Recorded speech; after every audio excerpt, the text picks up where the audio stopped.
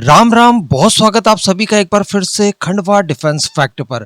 आज के इस वीडियो में एक बार फिर से हम लोग डिस्कस करने जा रहे हैं ऑपरेशन सिंदूर को लेकर।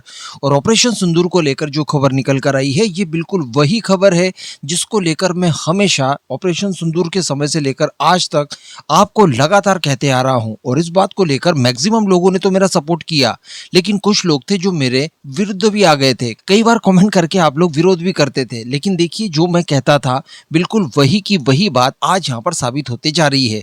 तो चलिए जान लिया जाए क्या खबर निकल कर आई है। आप सभी से निवेदन रहेगा वीडियो को अंत तक देखते हुए चैनल को सब्सक्राइब जरूर कर दीजिएगा। और यार केवल 2 सेकंड्स का काम है, आप पहले वीडियो लाइक कर दीजिए, बाद में आप भूल जाते हैं। तो देखिए ऑपरेशन सिंदूर की अगर बात की जाए और ये पूछा जाए, देखा जाए कि पाकिस्तान को भारत के अगेंस्ट किन किन देशों ने मदद की थी, तो इसमें आपको 2 नाम स्पष्टता से दिखाई देंगे।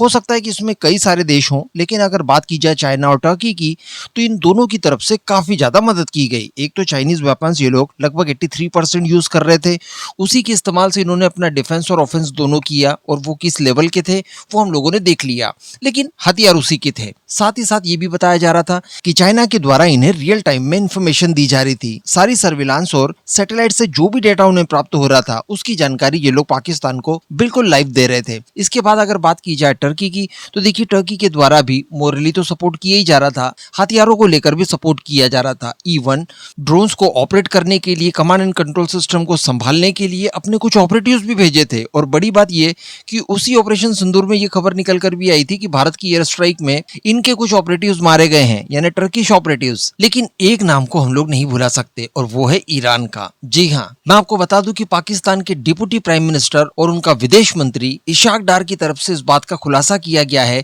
कि ऑपरेशन सिंदूर के समय ईरान ने उन्हें भरपूर मदद दी है। जी हाँ, ये मदद किस तरह की थी, किस कैटेगरी में थी, ये तो नहीं बताया कि उन्होंने सर्विलांस करके हमें मदद दी, या हथियार गोला बारूद दिए, या उनकी कुछ फोर्सेस वगैरह सीधे लड़ने के लिए भारत के खिलाफ आ गई। लेकिन मदद करने की बात यहाँ पर सामने निकल कर आई है। अब आप थोड़ा सा फ्लैशबैक में जाइए, और ईरान के ऊपर जब से अमेरिका और इसराइल के द्वारा अटैक किया गया था, उसके बाद से लगातार अभी तक मैं शायद एक लौता यूट्यूबर हूँ जिसने इस स्टैंड को लेकर रखा है कि देखिए कि ईरान से हमारी कोई ज्यादा दोस्ती वगैरह नहीं है, जितना भी संबंध है वो सिर्फ लेन देन वाला संबंध है। क्योंकि अगर लेन देन को ही आप दोस्ती कहें, तो फिर तो हमारा सबसे बड़ा दोस्त चाइना ने होना चाहिए। भाई हमारा ट्रेड सबसे ज्यादा चाइना के साथ होता है, चाइना हमारा सबसे बड़ा ट्रेडिंग पार्टनर है। तो क्या ऐसा वास्तविकता है? नहीं है।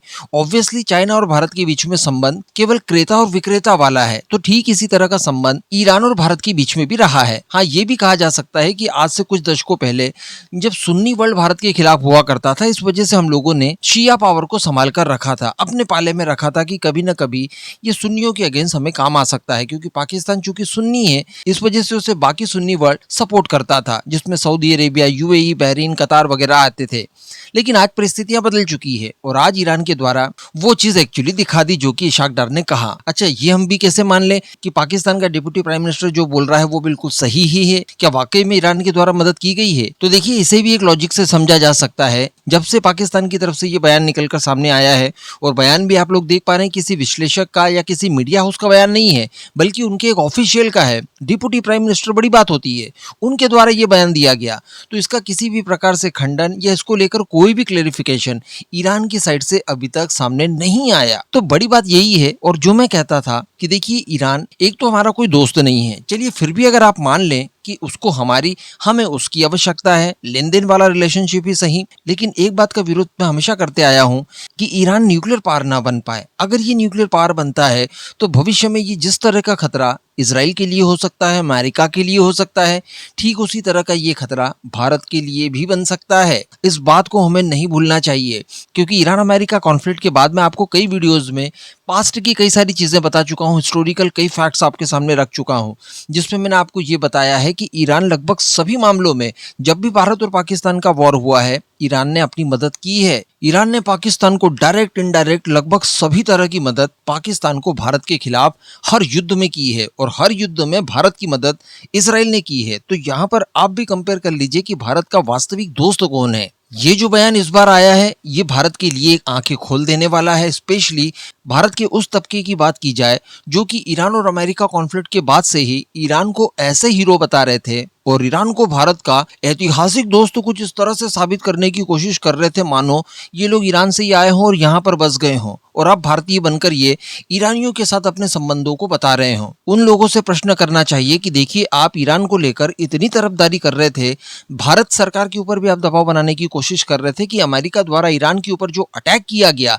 इसे आप क्रिटिसाइज कीजिए, कंडेम कीजिए, और इसराइल को भी क्रिटिसाइज और कंडेम कीजिए, क्योंकि वो ईरान के ऊपर, हमारे दोस्त ईरान के ऊपर अटैक कर रहा है। उन लोगों से पूछना चाहिए कि ये ईरान भारत का तो दोस्त नहीं निकला, लेकिन तुम्हारा दोस्त चूंकि आप इसे बता रहे हो, तो इसने भारत के खिलाफ पाकिस्तान को ऑपरेशन सिंदूर में मदद भला क्यों की। बहुत सारे प्रश्न हैं, बहुत सारे क्वेश्चंस हैं, और बहुत सारे लोग इसके दायरे में आते हैं। मैं खुलकर ज्यादा नाम नहीं ले सकता, लेकिन आप समझ रहे हैं कि किन किन लोगों ने ईरान को लेकर इस तरह की बातें कही थी और भारत सरकार को दबाव में डालने की कोशिश की थी कि वो मजबूर हो जाए अमेरिका और इसराइल को क्रिटिसाइज करने के लिए, उसकी निंदा करने के लिए, उसके हमलों को गलत ठहराने के लिए। हालांकि चाहे उसने मदद की हो, हम भी शांति प्रिय लोग हैं और कभी भी इस तरह की वायलेंस नहीं चाहेंगे। हम नहीं चाहेंगे कि किसी देश में आम लोग मारे जाएं।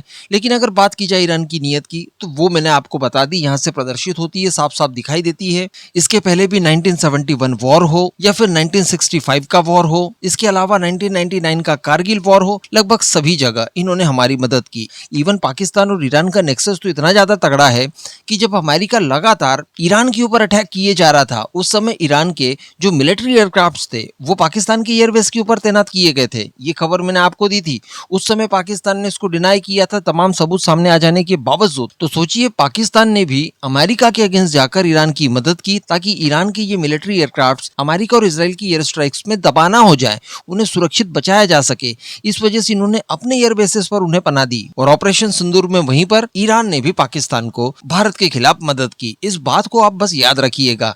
हमें किसी से कोई फिलहाल बदला वगैरह नहीं लेना है। जिस दिन डायरेक्टली कोई हमारे सामने आएगा, हम अपना प्रत्युत्तर दे सकते हैं, लेकिन इस बात को गार्ड बांधकर रख लीजिएगा कि किन किन देशों ने पाकिस्तान को भारत के खिलाफ ऑपरेशन सिंदूर में मदद की थी। वैसे यहाँ पर काफी ज्यादा क्रूशियल हो जाता है इस बात को देखना जानना कि इसके बाद अब भारत का क्या बयान निकल कर आता है। और ईरान अभी तो कोई बयान नहीं दिया मेरे रिकॉर्ड करते, लेकिन अगर बाद में बयान देता है तो वो किस तरह से बयान होता है। क्या ये लोग स्वीकार करेंगे कि हाँ, हमने पाकिस्तान की मदद की थी, और मदद करने के पीछे ये लोग अपने रीजंस बता सकते हैं, या फिर वो क्लेरिफिकेशन देकर दोनों नावों में बैलेंस बनाने की कोशिश करेगा। ये भी देखने वाली बात रहेगी। और जो चीज हमें आज पता चल रही है इशाक डार के बयान के बाद, ये सारी चीजें भारत सरकार को पहले से ही पता थी, और हो सकता है कि ड्यूरिंग ऑपरेशन भारत ने डिप्लोमेटिकली ईरान से इस विषय पर बात भी की हो कि देखिए, आप इस तरह की मदद वगैरह मत कीजिए। तो कुल मिलाकर भारत सरकार को इसकी जानकारी डेफिनेटली होगी। तो इसी वजह से भारत सरकार की जो नीतियां हैं वो भी अपने हिसाब से ही बनेंगी। संभवतः इसी वजह से जब प्राइम मिनिस्टर मोदी इसराइल के विजिट पर गए थे, जिस विजिट के तत्काल बाद ईरान के ऊपर अटैक होते हैं और ये कॉन्फ्लिक्ट शुरू होता है, उस विजिट में प्राइम मिनिस्टर मोदी ने इसराइल को अपना संपूर्ण समर्थन आतंकवाद और इस कट्टरता के खिलाफ दिया था। आप सभी को याद होगा, प्राइम मिनिस्टर मोदी ने कहा था कि अभी जहां तक बात पहुंची है वहां तक तो साथ दे ही रहे हैं,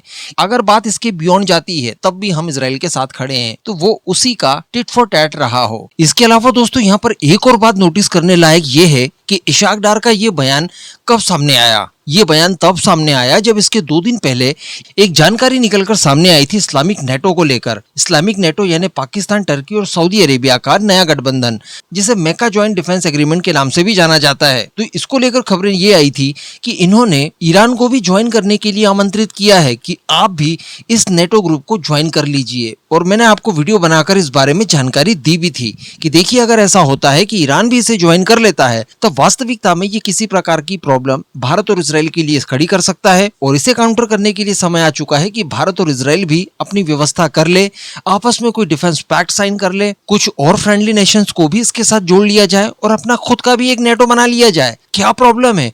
अगर ये लोग फॉर्म कर सकते हैं तो हम क्यों नहीं कर सकते? लेकिन जिस टाइमिंग के साथ इशाक डार ने ये बयान दिया है, ये किसी और दिशा में जाते हुए दिखाई दे रहा है। बाद में इसको लेकर बड़े डेवलपमेंट जरूर सामने आएंगे। इस पूरे मुद्दे पर अब आपका क्या मानना है, नीचे कमेंट करके जरूर बताइएगा।